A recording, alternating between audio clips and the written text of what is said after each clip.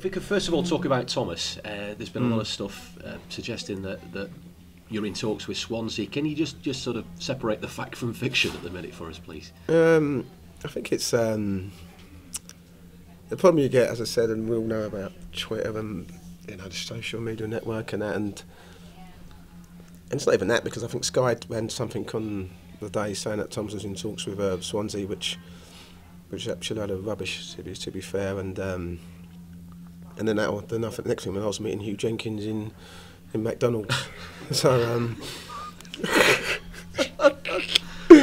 which is it's absolutely madness, it's absolutely madness, and it's a shame really, because we don't want to distract from obviously what we're trying to do at Blackpool Football Club, and we know it's been a tough time and all the stuff that's been coming out. I've always said, for me the Twitter now that's the devil of details for me. I just think it's ridiculous, and people just stir things up, and me and Thomas can't go into McDonald's in Chester, which is 2 minutes from my house. I wasn't eating it, by the way, and just half that stuff. So he can have a chicken sandwich or something like that, and and put two together and come up with five that he's in talks with Swansea. It's madness. It's absolutely mad, and it's not fair on. It's not fair on myself. It's not fair on Thomas. It's not fair on the club. It's not fair on the fans. And we obviously know. We all know we're not stupid enough to know that Swansea obviously has shown a big interest in Thomas. But as I've said, we've not done anything. We just want Thomas to concentrate on his football. I thought he was outstanding last week against Bolton. I mean, we need another performance like that against Middlesbrough. So all this distraction is not good for anybody.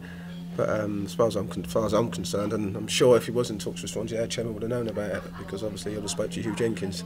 That's not the case, so we can dispel that straight away. And you wouldn't probably do it in McDonald's anyway, would you? No, I think there'd be better places than do it at McDonald's right in front of 30, 40 people. But as I said, you go anywhere nowadays, the world's like Big Brother at the moment. You can't eat without people suggesting that you're going to another club or you're in talks with another club. And as I've said, if anything was going down, I would have known about it. My chairman would have known about it. And you know me well enough that I'm honest enough to tell you how it is. I'm not one for cutting corners of lying or trying to put a wall over anybody's eyes. I'm an honest person. I'm not into lying. So that was all it was. It was an afternoon in Chester services, having the McDonald's being out, and that was the bottom line. You're his dad, obviously, and you want the very best for him. But you're also the Blackpool manager. How do you kind of marry the two things up? Because you want the right deal for your son, but you'd also want the right deal for Blackpool Football Club, won't you? I try to separate the two. To be fair, I think obviously my main priority, is my son, because he's my son, his family. That becomes before anything.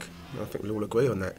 But at the same token, he's a Blackpool player, and when he. He's been here for 3 years. He's played 100 odd games, which is great for someone so young. And he loves it here. I mean, he had a chance to go to Cardiff. Let's remember that.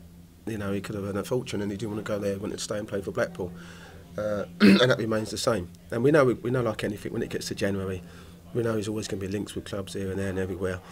But as far as I'm concerned, it is a difficult one, because eventually he's going to leave Blackpool Football Club. When that time comes, who knows? But at the moment, I just want to focus on his football and trying to get us back to winning ways.